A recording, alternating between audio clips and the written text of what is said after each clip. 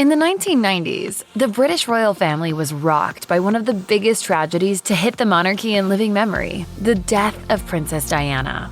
Though, while she may be the most famous royal ex to have passed, she's far from the only one.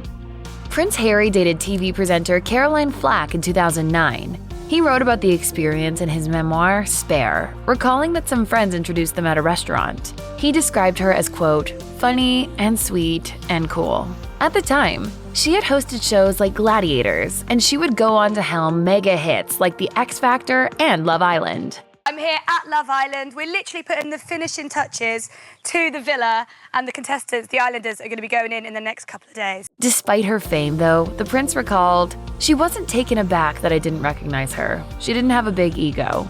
Flack also wrote about that relationship in her own memoir, complimenting him in Storm in a Sea Cup for how well he handled intense interest from the media. Unfortunately, that was their undoing. In 2023, Prince Harry testified to a British court that a photographer tracked them on a date, saying, "I was so shocked and livid that the two photographers from Icon Pictures knew where we would be and were already there, waiting for us to arrive." Similarly, Flack wrote, "Once the story got out, that was it. We had to stop seeing each other. I was no longer Caroline Flack, TV presenter. I was Caroline Flack, Prince Harry's bit of rough."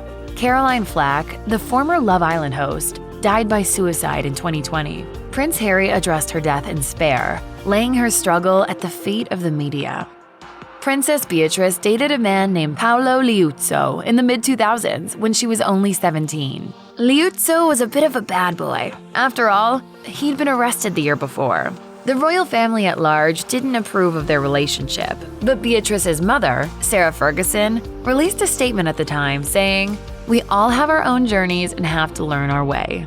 After they went their separate ways in 2007, Liuzzo spoke at length with the Daily Mail. He claimed Prince Andrew owed him money, revealed that the princess and her sister attended parties where drugs were being consumed, and that Sarah Ferguson had condoned it all.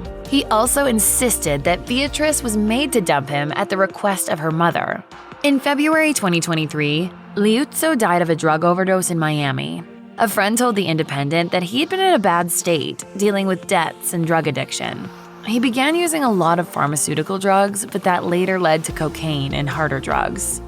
7-time Oscar nominee Richard Burton is remembered for his tumultuous love life. In particular, his legendary on-again, off-again relationship with Elizabeth Taylor. His Who's Afraid of Virginia Woolf co-star wasn't the only Elizabeth that Burton dated, however. During a break from one of several romances with his sometimes wife, Burton also dated Princess Elizabeth of Yugoslavia. In fact, at one point, they were engaged to be married. In 1974, 4 months out from a divorce from Taylor, he told the New York Times, "We are going to get married as soon as it is practicably possible." He meant, after all, that the princess herself was married to someone else at the time. Who are you looking at? Elizabeth told Australian Women's Weekly at the time, "Richard is my man. I think he's just lovely. Lovely." She didn't seem intimidated by the actor's legendarily bad moods, insisting, "I can handle Richard. I'm spoiled, obstinate, and hot-tempered. How's that to take on Richard Burton?" They never actually got married. In 1975, Burton remarried Elizabeth Taylor, only to re-divorce her less than a year after that. He died in the 1980s from a brain hemorrhage. Princess Märtha Louise, a member of Norway's royal family, announced in 2016 that she was seeking a divorce from Ari Behn, her husband of more than a decade. The couple had several children together, whom they planned to continue to raise together, but otherwise, they wanted to go their separate ways. In 2017, Behn made headlines on his own when he accused disgraced actor Kevin Spacey of sexual misconduct. Apparently, Spacey and Behn were speaking after a Nobel Prize ceremony in 2007 when the actor assaulted him. Behn said on Norwegian radio P4, "After 5 minutes he said, 'Hey, let's go out and have a cigarette.' Then he puts his hand under the table and grabs me. I am a generous person, but this was a bit more than I had in mind." Behn died by suicide on Christmas Day in 2019. In a statement, King Harald of Norway said, "We are grateful that we got to know him. We grieve that our grandchildren have now lost their beloved father." Viewers of The Crown will remember that Princess Margaret, Queen Elizabeth II's sister, was involved in an infamous affair with group captain Peter Townsend. He was a Royal Air Force officer who worked in the palace when they fell in love. Townsend once gushed over the princess, writing, "She was, by nature, generous, volatile. She was a comedienne at heart, played the piano with ease, and loved to sing the latest hits, imitating her favorite stars. She was coquettish, sophisticated. She could make you bend double with laughing and also touch you deeply in your heart." Unfortunately, however, the pressures of the royal family kept them from being together, even though Townsend had divorced his first wife.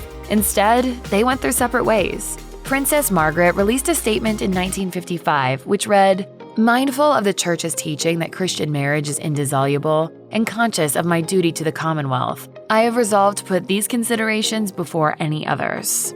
Townsend died in 1995. George Carey, Archbishop of Canterbury, revealed in a 2023 documentary that when he visited Princess Margaret on her deathbed, she mourned their lost love. He said, "Here is a woman who longed for love and commitment, and the love of her life was forbidden from her, and there was a deep human sadness in that."